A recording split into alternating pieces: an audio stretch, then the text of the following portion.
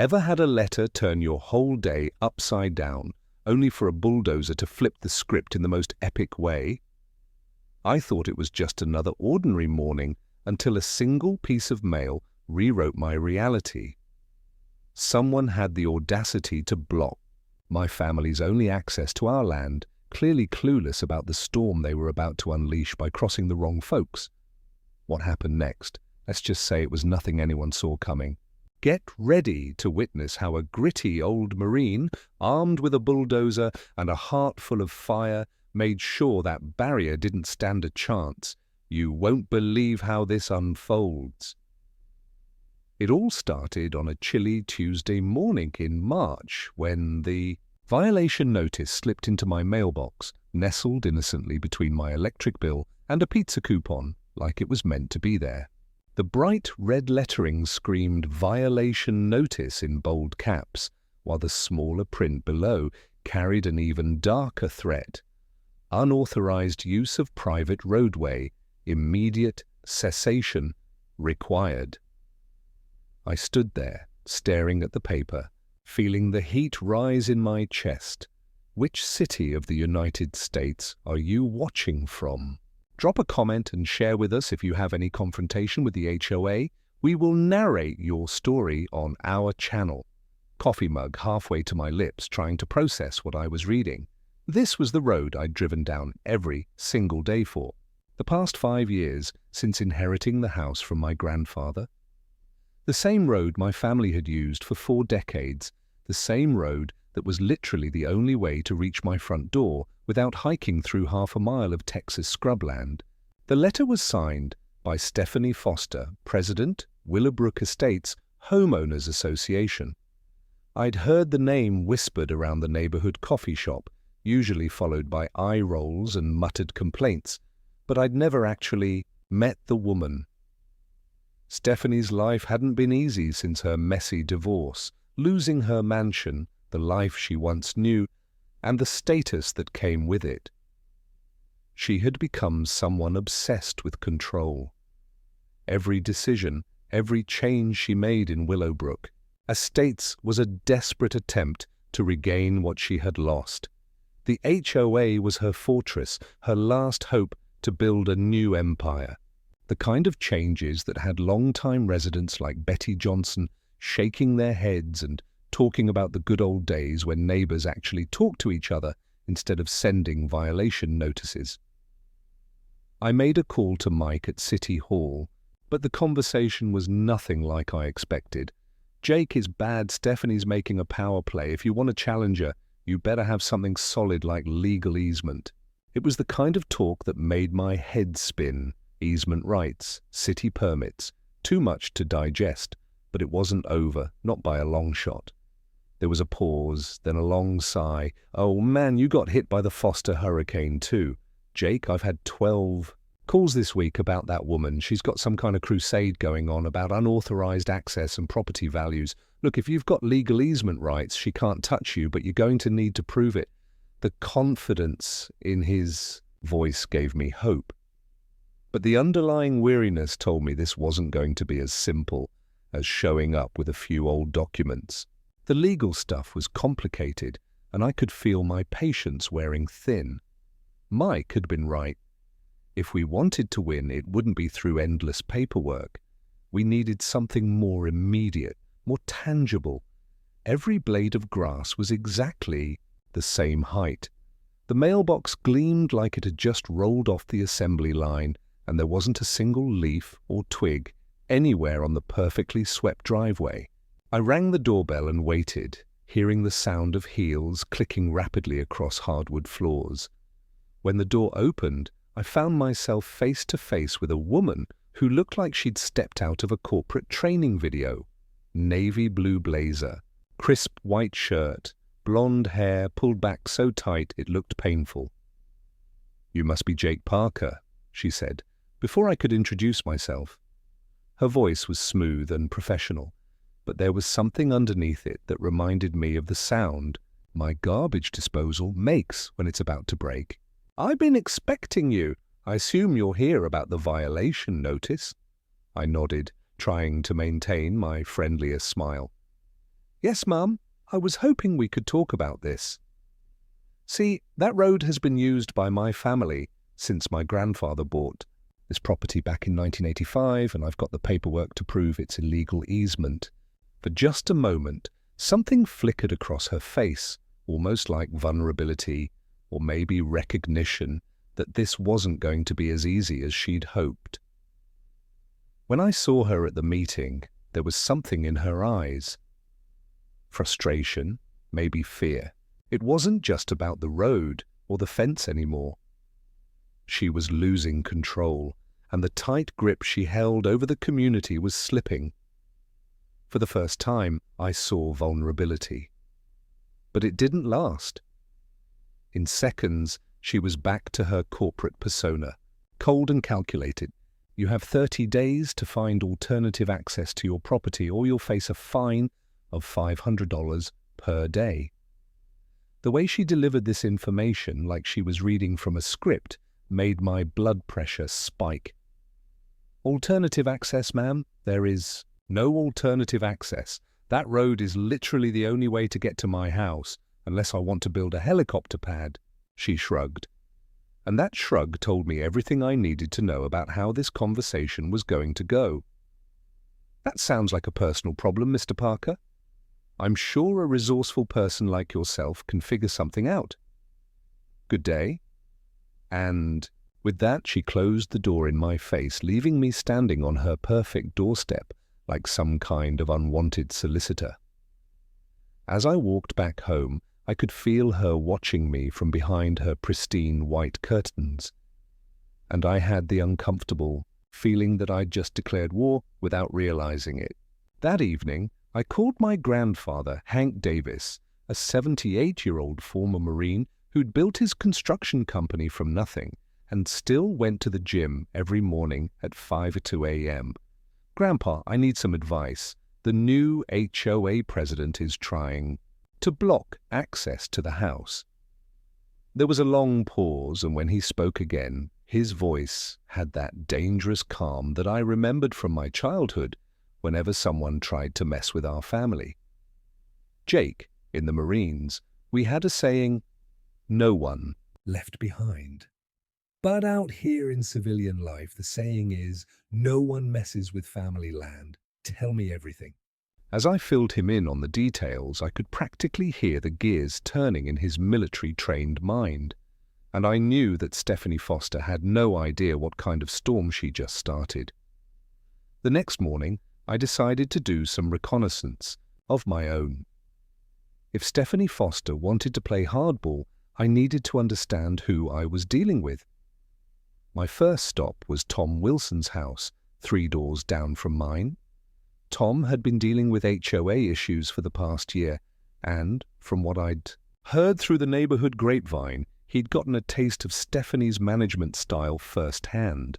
When I knocked on his door, Tom opened it with the expression of a man who'd been through a war and lived to tell about it. "Let me guess," he said, before I could speak. "You got the red letter too." We sat on his back porch with coffee while Tom filled me in on what I was really up against. "Jake, that woman made me cut down a 50-year-old oak tree because it violated the height restrictions in the HOA guidelines. A tree that was here before this neighborhood even existed. And the kicker, the height restriction she cited, was in a subsection about fence posts, not trees.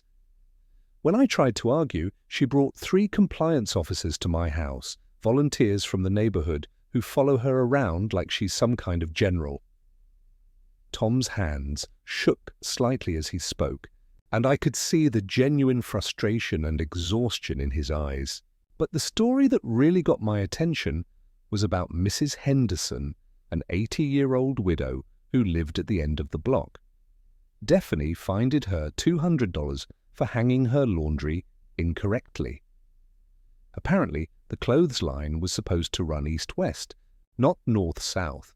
Mrs. Henderson had been hanging her clothes the same way for 15 years, but Stephanie found some obscure rule buried in page 47 of the HOA guidelines. The poor woman was so stressed she ended up in the emergency room with chest pains. Tom's voice got quieter as he continued. That's when I realized we weren't dealing with someone who was just overzealous about rules. This woman has some kind of deeper issue. After leaving Tom's house, I decided to dig a little deeper into Stephanie's background. A quick search online revealed some interesting details about her recent history. She'd been married to David Foster, a successful real estate developer in Dallas, until their divorce was finalized 6 months ago. According to the public records I could find, she'd lost their 8,000 FT mansion in the settlement and had been forced to downsize significantly. The house she was living in now was probably a tenth the size of what she was used to. And for someone who seemed to thrive on control and status, that had to be a massive psychological blow. I also discovered that Stephanie had quickly surrounded herself with a support network that was more sophisticated than I had initially thought. Richard Brooks, a local real estate agent who served on the HOA board, seemed to be her primary ally, but the more I looked into their relationship, the more questionable it became. Richard's company had been awarded several contracts for property improvements from around the neighborhood since Stephanie took office, and the amount seemed unusually high for the type of work being done. All $15,000 contract to upgrade common area lighting that resulted in 4 new streetlights, a $20,000 landscaping enhancement project that planted some bushes and repaved a 50th section of sidewalk. The most disturbing discovery was the surveillance network Stephanie had established. What I'd initially assumed were standard security cameras were actually part of a comprehensive monitoring system covering most of the common areas, and several strategic locations that provided clear views into residents' yards. Tom confirmed that several neighbors had been approached by Stephanie's compliance officers asking them to report on their neighbors' activities in exchange for reduced HOA fee. It was like living in a small-scale police state where everyone was watching everyone else and reporting back to the central authority. That afternoon, I received a call from Grandpa Hank. "Jake, I've been making some inquiries about your HOA situation. Turns out I've got some contacts in the city planning office from my construction days. Want to know something interesting about that road you're fighting over?" His voice had that tone that meant he discovered something important. "Shoot, Graham. Well, according to the records I found, that road wasn't built with HOA funds or city funds. It was built in 1985 with private money, specifically money from your grandfather Samuel, Tom Wilson's father, and 2 other property owners who needed access to their land. That makes it a private easement funded by private individuals, not HOA common property. The implications of this discovery hit me like a freight train. If the road had been built with private funds by the property owners who needed it, then Stephanie had no legal authority to restrict access. It wasn't HOA property at all. It was a private easement with legal rights that predated the HOA's authority. Grandpa, this changes everything. If we can prove the funding source, we can prove she has no jurisdiction." Hank's chuckle came through, the phone like the sound of distant thunder. "That's not all, Jake. I've been doing some reconnaissance on this Stephanie Foster character. Turns out she's got bigger problems than just throwing her weight around with HOA rules. Someone's been asking questions about missing HOA funds, and word is getting around that the books don't add up." As I hung up the phone, I felt the first real surge of hope I'd had since this whole mess started. Stephanie Foster wasn't just an overzealous HOA president. She was potentially a criminal who'd been using her position to cover up financial irregularities. And if Grandpa Hank was getting involved with his network of contacts and his military approach to problem-solving, this war was about to shift dramatically in our favor. The question was, how far was Stephanie willing to go to protect her position? And what was she really trying to hide? I woke up Thursday morning to the sound of construction equipment rumbling down our usually quiet street. By the time I'd thrown on clothes and made it outside, a small crowd of neighbors had already gathered to watch a crew of workers unloading wooden fence posts, stacks of cedar planks, and what looked like enough materials to build a small fort. Stephanie Foster stood in the middle of it all, wearing a hard hat that looked like it had never seen actual construction work. Clipboard in hand, directing the operation like some kind of twisted suburban general, before we went in full throttle. With the bulldozer, I made a call. Maria had been working on a loophole. Something about HOA not following due process when it came to the permits.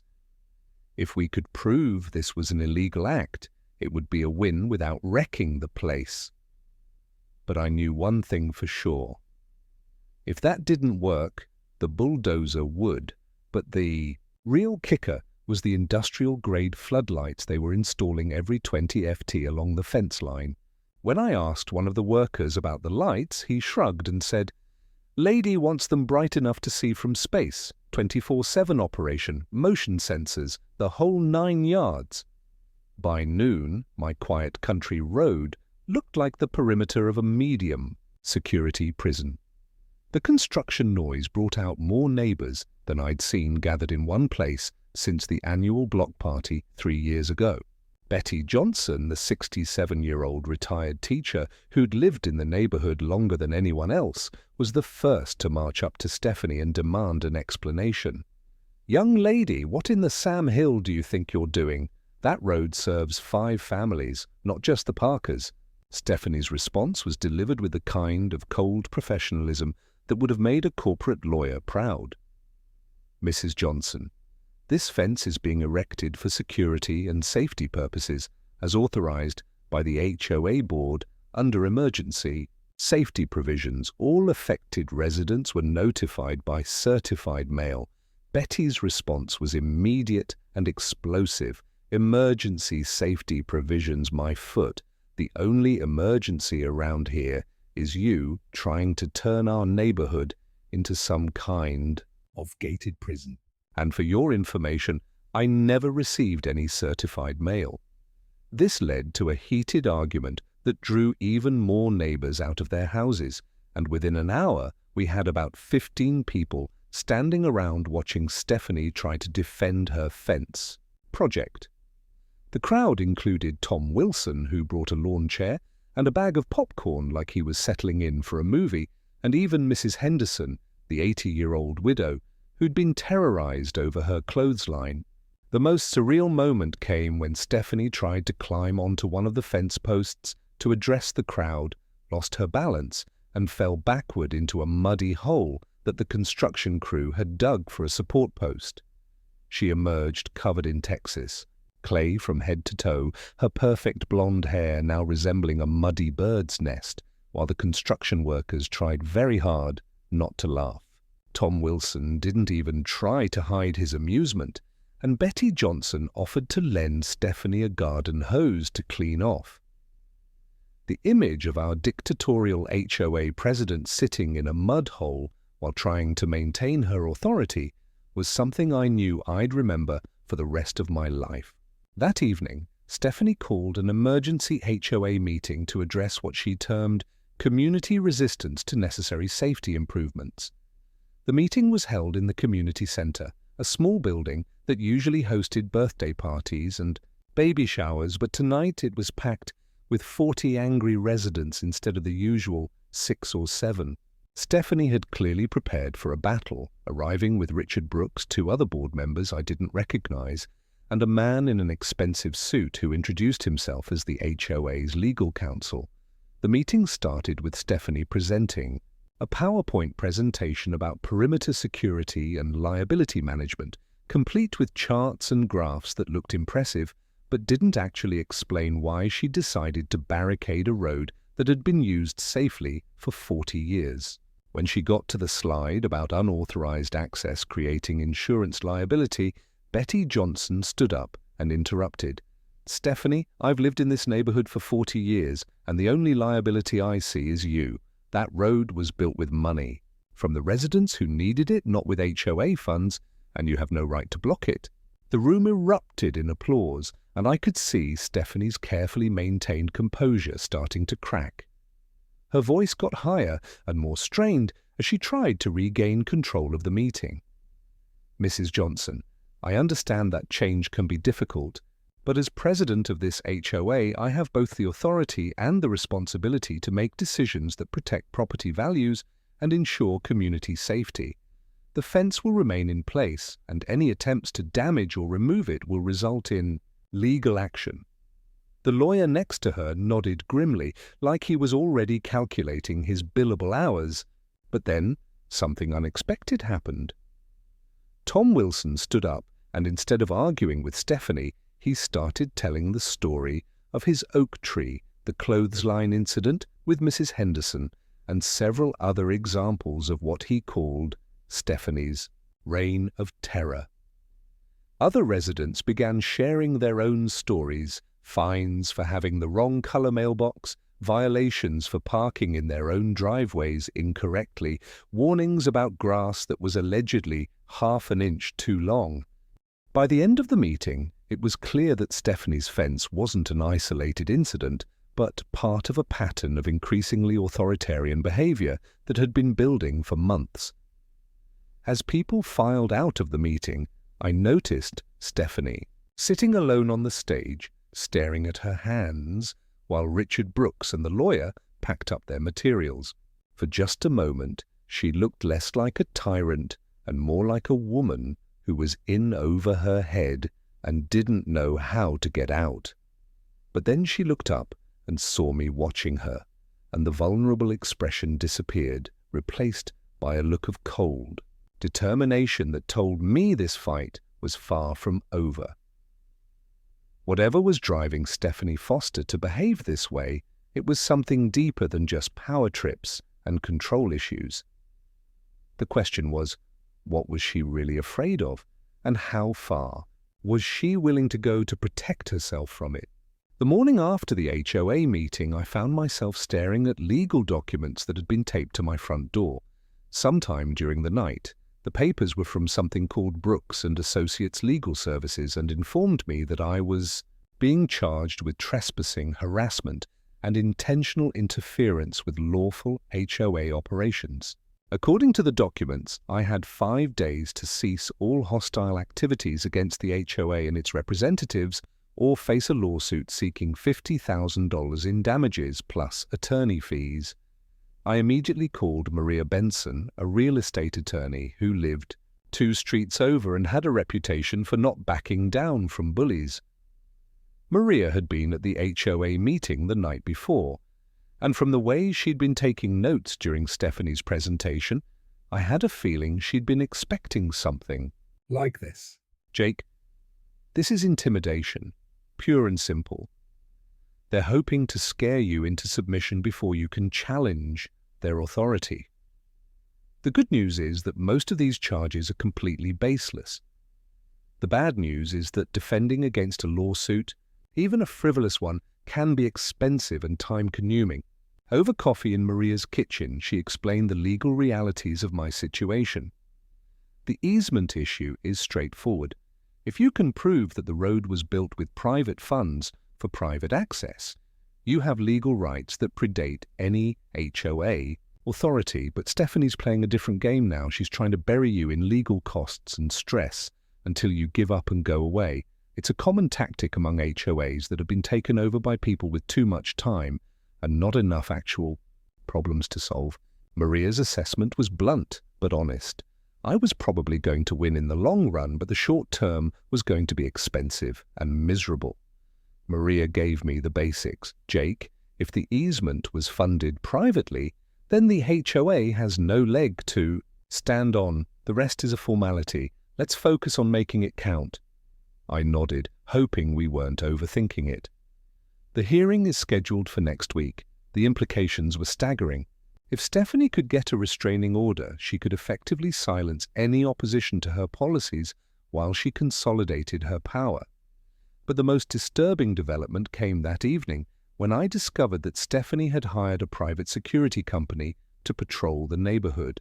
The guard A large man in a uniform that looked like it belonged to mall security was stationed right next to the new fence with instructions to document any suspicious activity around the barrier. When I walked down to check my mailbox, he started following me with a clipboard, writing down everything I did. The psychological pressure was intense. I felt like I was being watched and judged for simply existing in my own neighborhood. Hank looked at the bulldozer, then at me. "You know, Jake, there's another way. We could expose the truth behind the fence. Legal records, city permits. But I suppose, if we have to, a bulldozer could make a bigger statement." I paused. The bulldozer was a last resort, but maybe, just maybe, we could play it smarter first. He pulled back the tarp to reveal his pride and joy, a 1975 Caterpillar D6 bulldozer that he'd bought surplus from the county road department 20 years ago. The machine was painted bright yellow with Davis Construction stenciled on the sides in bold black letters. "Grandpa, please tell me you're not suggesting what I think you're suggesting." Hank's smile was the kind of expression that had probably terrified enemy soldiers in Vietnam and difficult clients in the construction business. "Jake, that fence is sitting on property that doesn't belong to the HOA. According to the surveys I pulled from the county records, at least 60 FT of that barrier is actually on public right-ways land, which means it's an illegal obstruction that needs to be removed. And since the city doesn't seem inclined to do anything about it, maybe it's time for some concerned citizens to take action." The plan Hank outlined was simultaneously brilliant and terrifying. He'd researched the exact property lines and discovered that Stephanie's fence crossed onto public land in multiple locations, making significant portions of it illegal. Better yet, he'd found documentation proving that the road itself had been built with private funding, specifically to provide access to landlocked properties, which gave us not just easement rights, but actual ownership stakes in the roadway itself.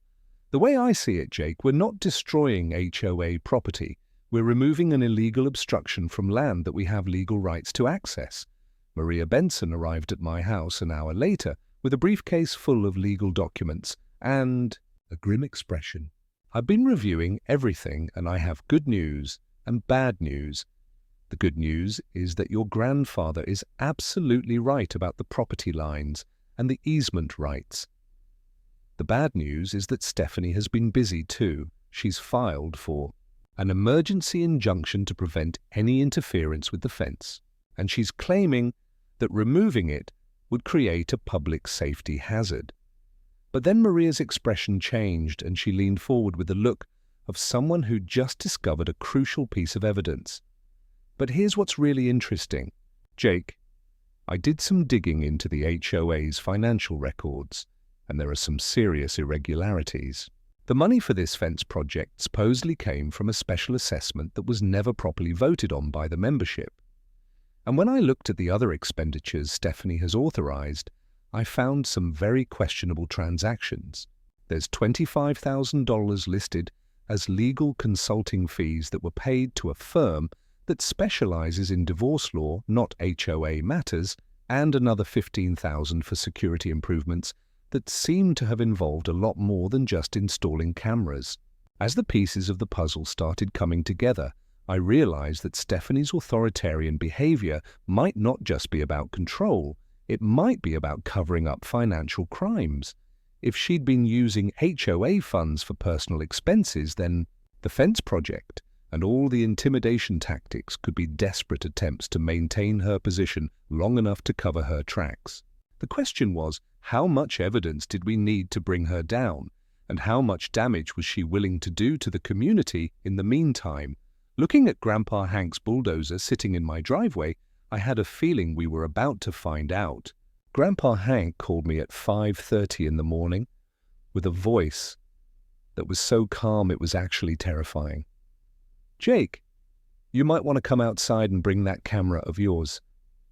It's time to reclaim our road." I threw on clothes and grabbed my phone, stepping out into the pre-dawn darkness to see the Caterpillar D6 rumbling down the street like a mechanical dinosaur. Hank was wearing his old Marine Corps utility cap and had rigged up a portable speaker system that was playing Revy, the traditional military wake-up call, at a volume that probably woke up half the county. The sound of the bulldozer engine and the bugle call brought neighbors out of their houses in robes and pajamas, creating an impromptu audience for what was about to unfold. Betty Johnson appeared on her front porch with a pot of coffee and a lawn chair, settling in like she was about to watch the best show on television. Tom Wilson emerged from his house with his phone already recording, and even Mrs. Henderson made her way out to her front yard with the help of her walker. The only person who seemed unprepared for this development was Stephanie Foster, who came running out of her house in a bathrobe and slippers, her perfect hair in disarray, and her face showing pure panic. Hank positioned the bulldozer directly in front of the fence and shut off the engine, creating a sudden silence that was somehow more dramatic than all the noise had been. He climbed down from the operator's seat, walked over to the American flag that flew in front of the community center, and rendered a perfect military salute. Then he turned to face the growing crowd of neighbors and spoke in a voice that carried clearly through the morning air. "Ladies and gentlemen, I'm Hank Davis, United States Marine Corps, retired. This fence was built illegally on public property and private easement land. As a tax-paying citizen and property owner, I'm exercising my right to remove an unlawful obstruction." Stephanie finally found her voice and started screaming objections, but her protests were drowned out when Hank fired up the bulldozer again and engaged the blade. The sound of steel fence posts being crushed and chain link being torn apart was like a symphony of destruction that brought cheers from most of the crowd. Betty Johnson started clapping. Tom Wilson was live-streaming the whole thing, and someone, I think it was Mrs. Henderson, actually started chanting, "Go Grandpa, go," like this was some kind of sporting event. The demolition process was methodical and efficient. Hank would advance the bulldozer 20 ft, push down a section of fence, then stop to check his work and make sure he wasn't damaging anything that didn't deserve to be damaged. The sound of splintering wood and snapping boards filled the air as the cedar planks gave way to the bulldozer's blade, creating a satisfying crackling symphony that brought cheers from most of the crowd. During one of these pauses, he climbed down to accept a cup of coffee from Betty Johnson and a sandwich from another neighbor, waving cheerfully to the crowd like he was the Grand Marshal of the world's most destructive parade. Meanwhile, Stephanie was running around the perimeter of the destruction, trying to get someone, anyone, to stop what was happening. She called 911, but when the dispatcher asked if it was an emergency or a civil dispute, she couldn't give a coherent answer.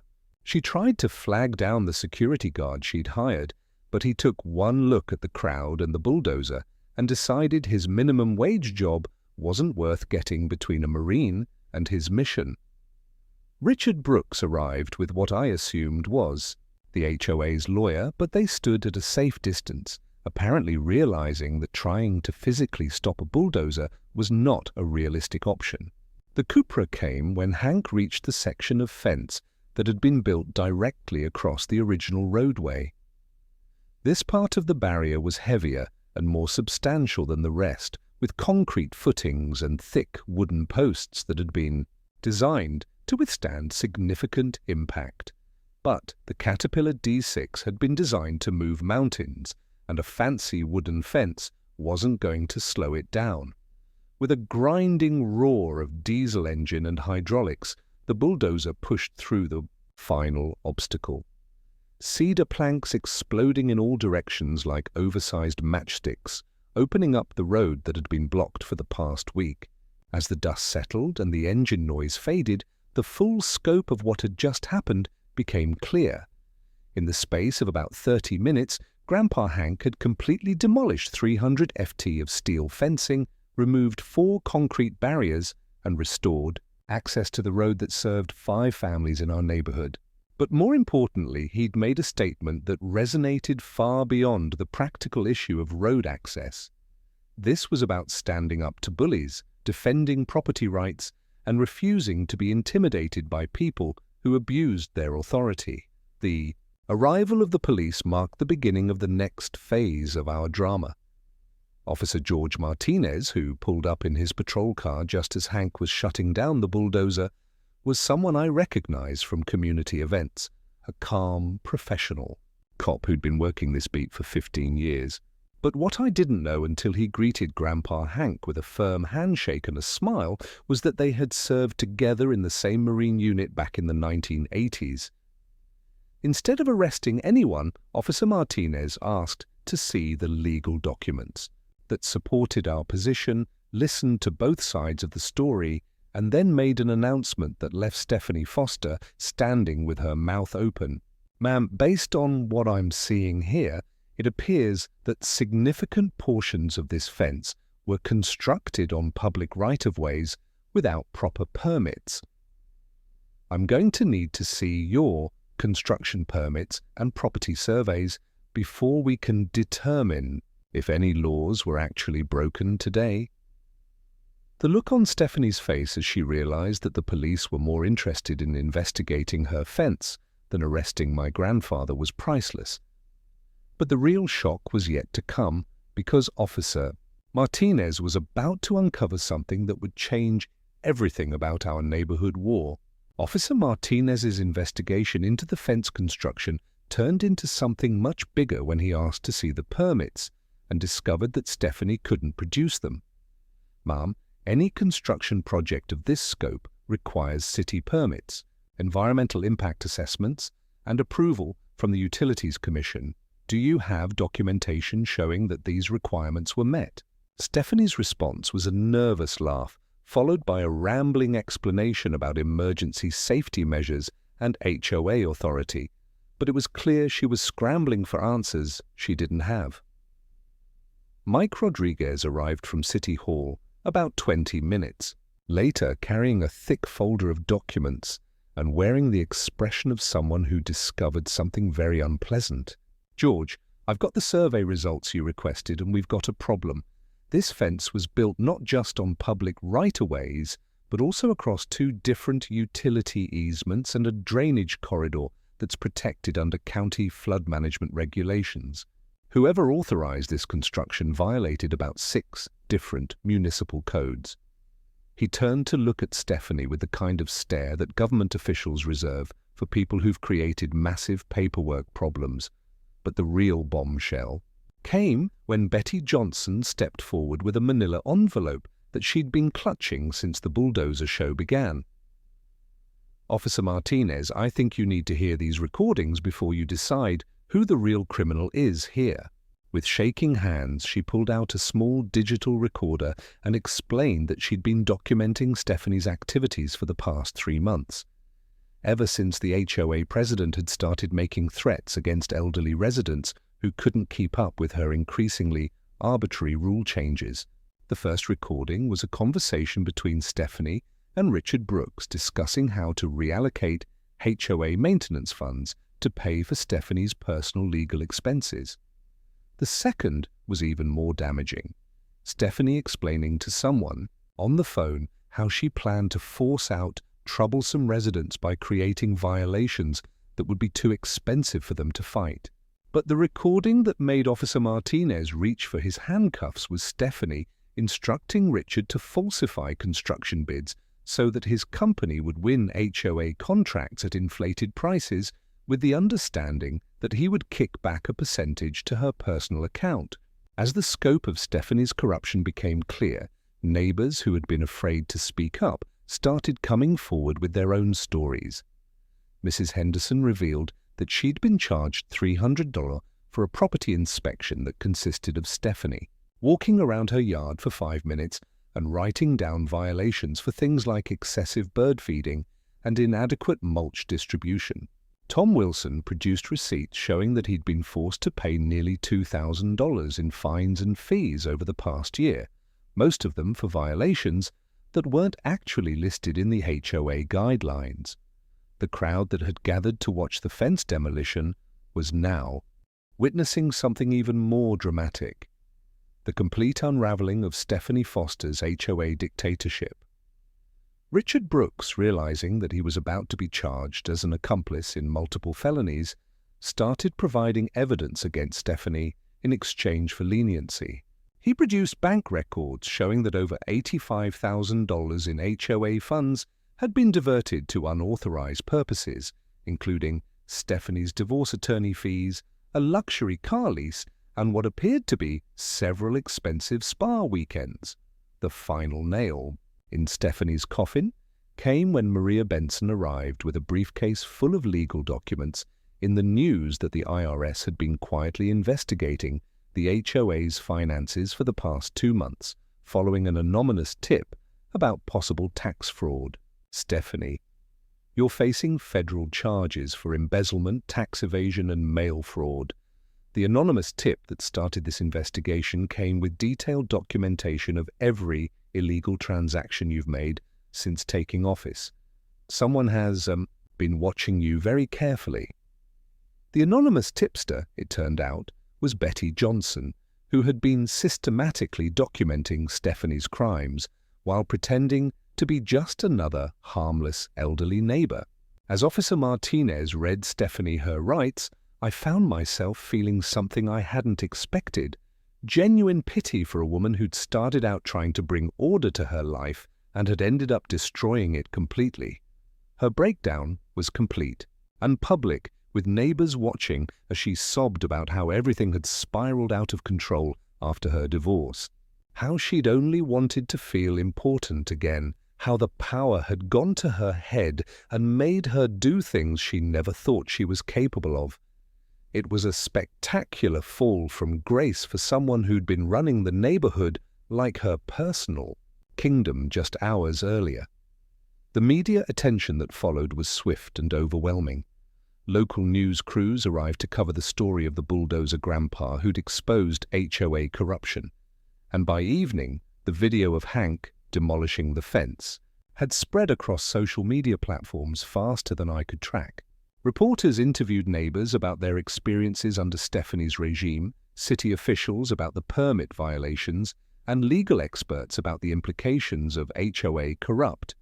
What had started as a simple property dispute had become a symbol of resistance against petty tyranny and bureaucratic abuse.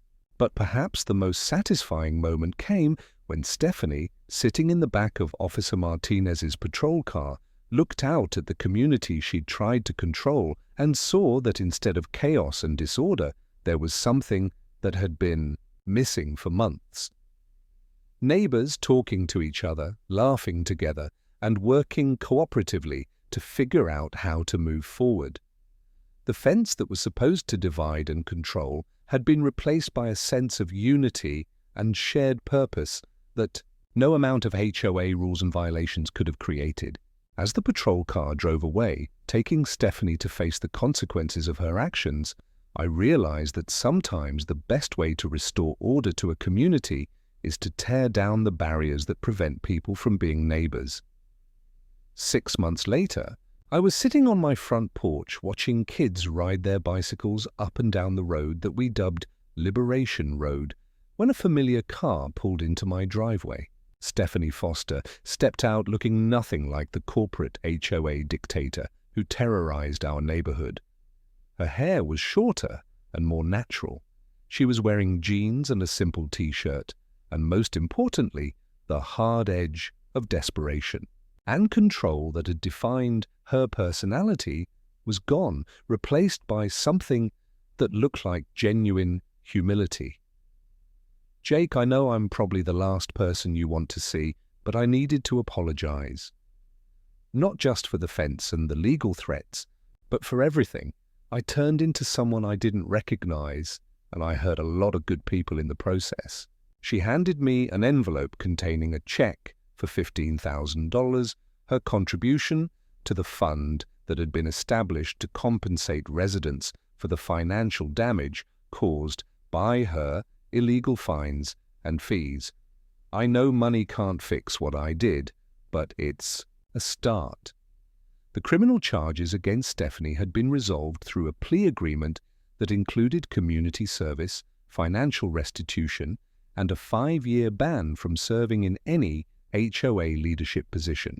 But the real change in her had come from the court-mandated counseling that helped her understand how her divorce trauma and financial anxiety had driven her to seek control in ways that hurt other people. She'd moved to a smaller apartment in another part of town, taken a job as a customer service representative, and started volunteering at a senior center as part of her community service requirement.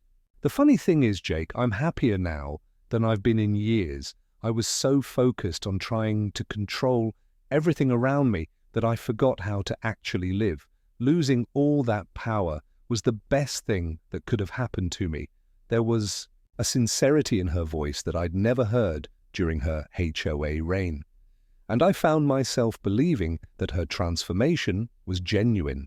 We talked for about an hour, sitting on the same porch where I'd first read her violation notice 9 months earlier, and I got a glimpse of who Stephanie Foster might have been if fear and insecurity hadn't turned her into a neighborhood tyrant. The changes in our community had been just as dramatic as Stephanie's personal transformation.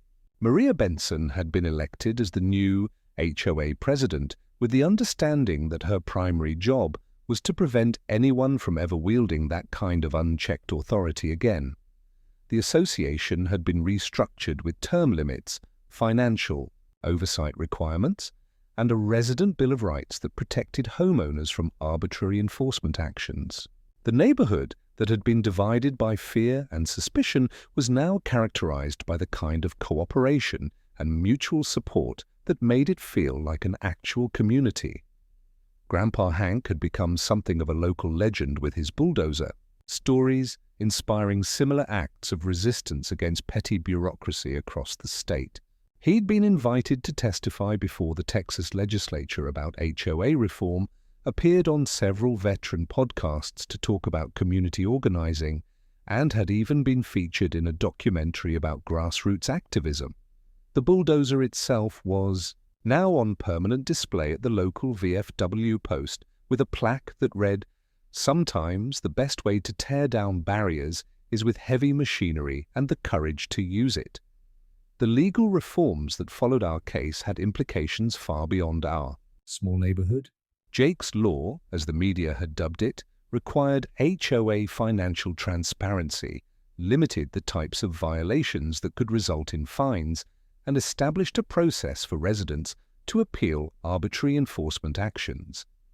The law had been inspired by the dozens of other HOA horror stories that came to light after our situation went viral, and it provided legal protections for homeowners across the state who were dealing with similar abuse of authority. But perhaps the most meaningful change was the sense of genuine community that had developed in the aftermath of our conflict. The annual Fence Down Day celebration brought together families from across the neighborhood for a barbecue and community service projects that actually improved everyone's quality of life. Betty Johnson had started a neighborhood watch program that focused on helping elderly residents with yard work and home maintenance rather than reporting violations. Tom Wilson organized monthly meetings where residents could discuss concerns and propose improvements without fear of retaliation or arbitrary rule enforcement. As I watched Stephanie's car pull away from my driveway, I reflected on how dramatically everything had changed since that morning when Grandpa Hank had fired up his bulldozer and torn down more than just a fence. He'd torn down the barriers of fear and intimidation that had prevented neighbors from supporting each other. And in doing so, he demonstrated that sometimes the most effective response to petty tyranny is not legal maneuvering or political organizing, but simple direct action taken by people who refused to be intimidated. The road that had started this whole conflict was now wider and better maintained than it had ever been, serving not just the 5 families who depended on it for access, but also functioning as a symbol of what communities can accomplish when people work together instead of trying to control each other. And every time I drive down Liberation Road, past the spot where Stephanie's fence used to stand, I'm reminded that sometimes the best way to restore order to a community is to tear down the artificial barriers that prevent people from being neighbors. 2 years later, when people ask me about the bulldozer incident, I tell them that the most important lesson wasn't about standing up to bullies or fighting bureaucratic abuse, though those things certainly mattered. The most important lesson was about forgiveness, redemption, and the possibility that even the worst neighborhood conflicts can ultimately bring out the best in people if we're willing to see past our anger and work toward actual solutions. Sometimes justice doesn't look like punishment. Sometimes it looks like a former HOA dictator helping elderly residents with their groceries while kids ride their bikes down a road that used to be blocked by fear and barbed wire.